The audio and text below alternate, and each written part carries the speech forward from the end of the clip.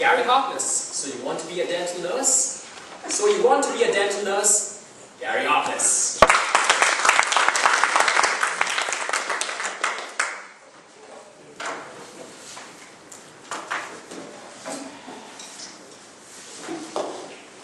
As a father, I watched the recent election with a bit of a different slant to most.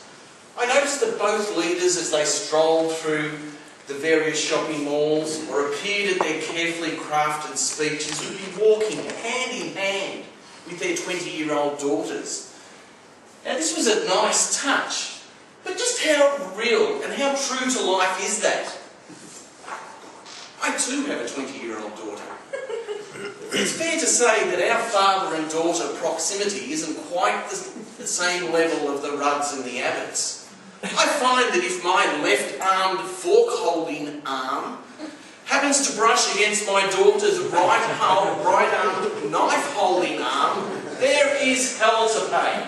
Dad, don't touch me! It's the type of thing we get at my house. Having said that, there's dramas and anxiety with any 20-year-old daughter, but I would do anything for my children, and especially this daughter. At the moment, we're attempting to get her a job. And I'm not currently in the job market myself, but it appears to me that there aren't too many full-time jobs out there. They're not exactly growing on trees. So with that in mind, I said to my children this inspiring words. I said, kids, the world is your oyster. I would give anything to be at your stage in life at now. You could do whatever you want, providing you put your mind to it. You can be anything. Which also reminded me that my job too has come under some level of insecurity of late, so I too may be able to do whatever I want to do, and again, given the election recently, I may become a senator for who knows what party, or I may become a professional tennis player. Did you say they earned $3.9 million for the US Open? So I've opened up my eyes to this kind of thinking, and it reminded me of a story of Gary Ablett Sr. when he was negotiating a contract at Geelong. Now, Gary was a brilliant player, probably one of the most brilliant players that have ever played. But it was hard for the Geelong Football Club to keep him on the straight and narrow at times and keep his mind focused on the game. So some bright spark at Geelong thought, what we need to do is give Gary a career path. Who in Geelong would not want to take up some of this champion's time by employing him in some aspect? Whether it be to work at Ford, which was a sponsor, whether it be to be a curator at the ground, Gary could do whatever he wanted. And as the club put this proposal to Gary Ablett, they said, you can do whatever you want. Just name what you want to do and we will provide it.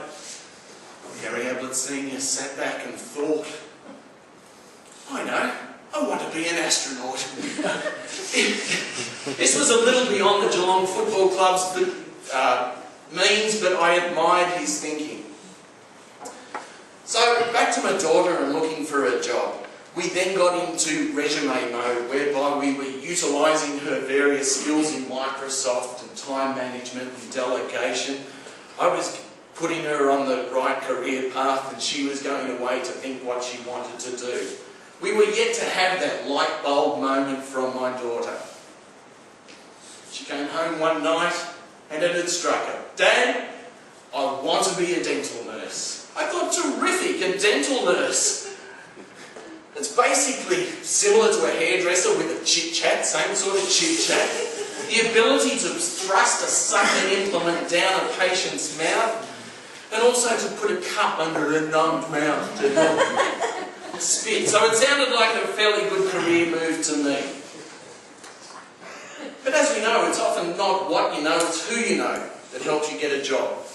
And I put my mind to the fact that I actually know a dentist. I go bike riding with him occasionally. And I thought, what I need to do is get in his ear and get an inside running on what it needs to take to be a dental nurse.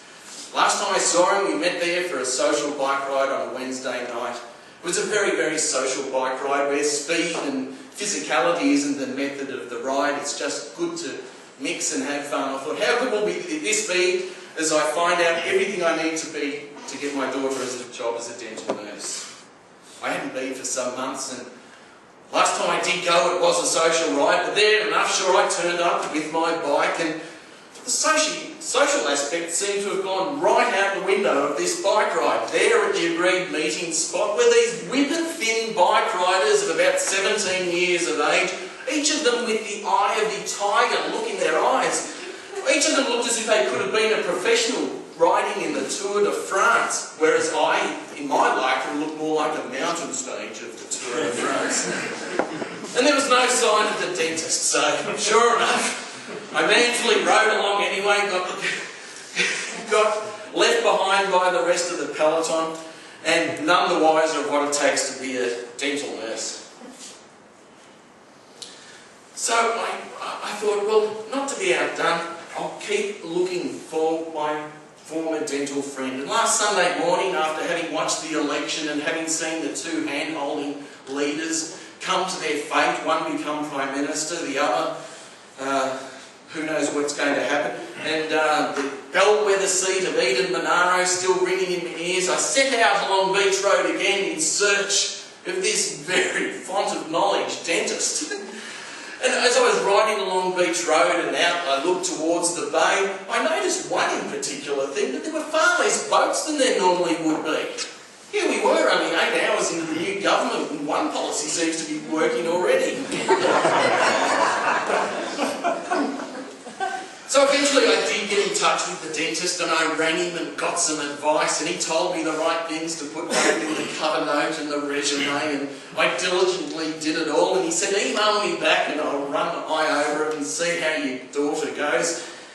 And my daughter got the thumbs up, but all the words apparently in her resume that Dad had carefully written would have got the interview. I was chuffed. I'm on my way to being a dental nurse. My daughter, as she looked up from Big Brother momentarily, said, thanks, Dad, but I was chuffed. I thought I could get a job as a dental nurse here. But anyway, I'll keep you all posted how my daughter goes in her quest for this dental nursing career.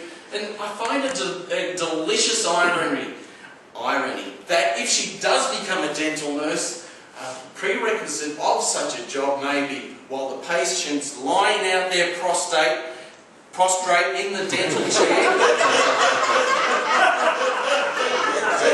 I got one word and that is I find it a delicious irony that as a patient is lying out there in the dental chair, panic-stricken, my daughter might just have to hold their hand for compassion. I thank you for your time.